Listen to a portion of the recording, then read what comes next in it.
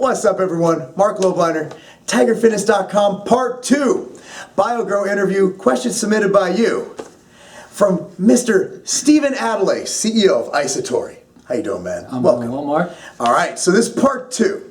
How it works. So, this guy says, you guys claim the best thing since creatine. How and why? He's been taking it. I noticed an increase in my overall strength. That seems different than creatine.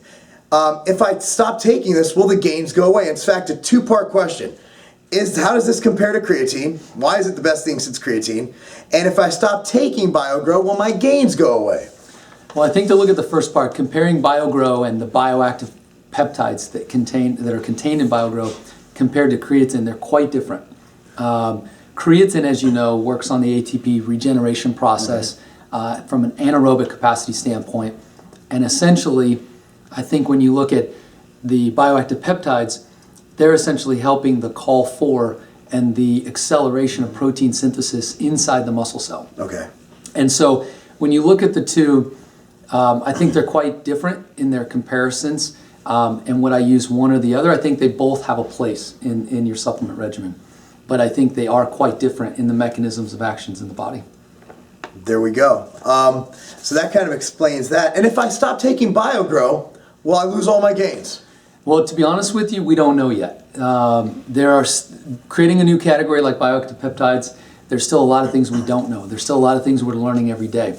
What I do know and what I've heard and what I've experienced myself is that you sure notice the difference when you stop using it, especially right away in terms of the recovery. Mm-hmm. You notice the difference in trying to take a little longer to recover after a hard workout. Mm-hmm. But as far as long term, will you lose the strength? Will you lose the lean body mass gains?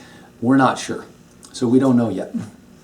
Okay, well that's honest answers. But I mean, you know, as with anything with muscular overload, if your caloric intake is there, and first of all, don't stop taking it if it's working. Second of all, if your caloric intake is there and providing sufficient overload to the muscle, my hypothesis is that you'll maintain your gains.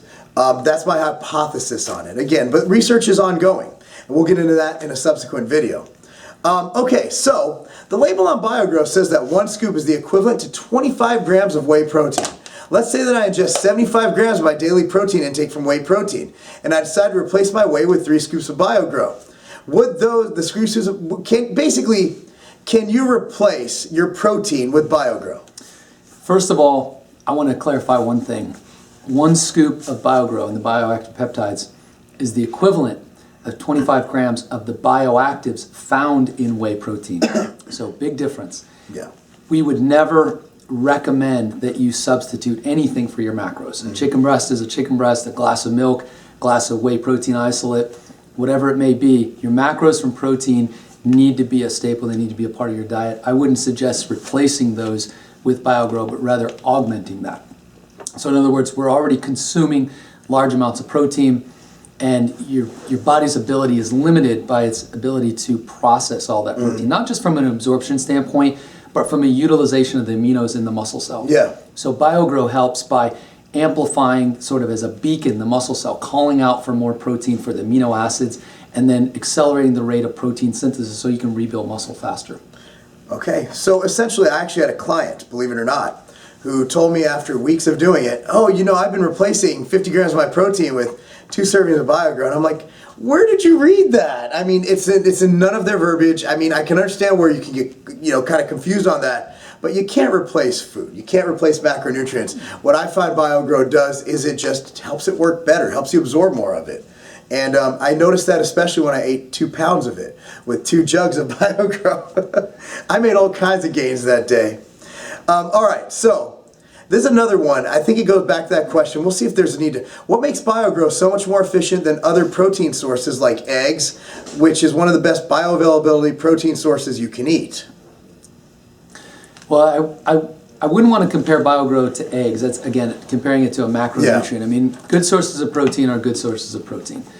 But I think when you think about the amount of protein your body can utilize, not absorb, but actually utilize. Bioavailability is your body's ability to absorb, but I'm talking utilization of protein. So we know, and I was part of, and I sat around that debate and that luncheon at the ISSN back in June in Colorado Springs when a table full of probably the most world-renowned scientists in the United States and actually around the world, we're talking about protein and how much protein can your body utilize on a per hour basis. And the consensus was about 10 to 12 grams per hour. Now, there are hundreds of variables that can alter that. Training and stress and many other variables. And we tend to consume a lot more protein than our body can actually use. So when you take Bio-Gro, you're actually giving your body's ability from a supraphysiological standpoint to utilize all that protein and all those aminos. The protein, protein is about 50% amino acids. Yeah. And your body's being flooded with those aminos. It needs those aminos, undergoing stress, undergoing training. And when you give your body the ability to use all of those aminos, you're essentially creating a supraphysiological effect whereby you can consume more protein and know that your body utilizing it to accelerate the rate of protein synthesis. There you go. So again, it just makes protein work better. I think that's the easiest way to put it. All right, so this one's for me. Besides MTS protein, if you can only afford one other supplement, would it be Bio-Gro? Where does it rank on your list of recommended supplements besides the obvious must? First of all, protein, I don't consider a supplement. It's food.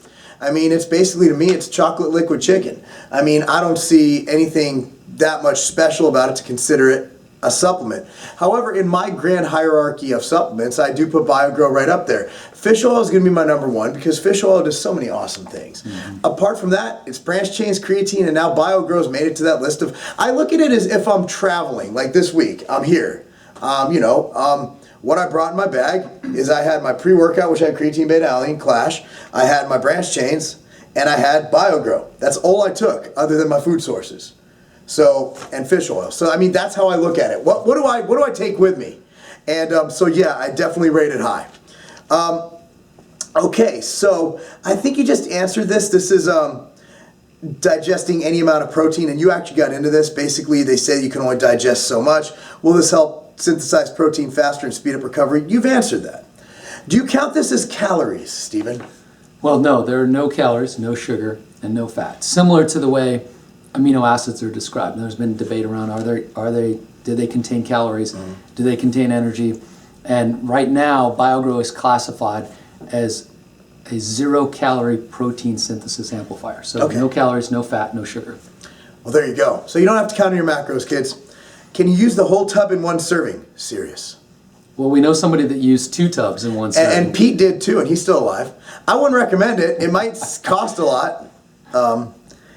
Is there a ceiling where it's dangerous to use?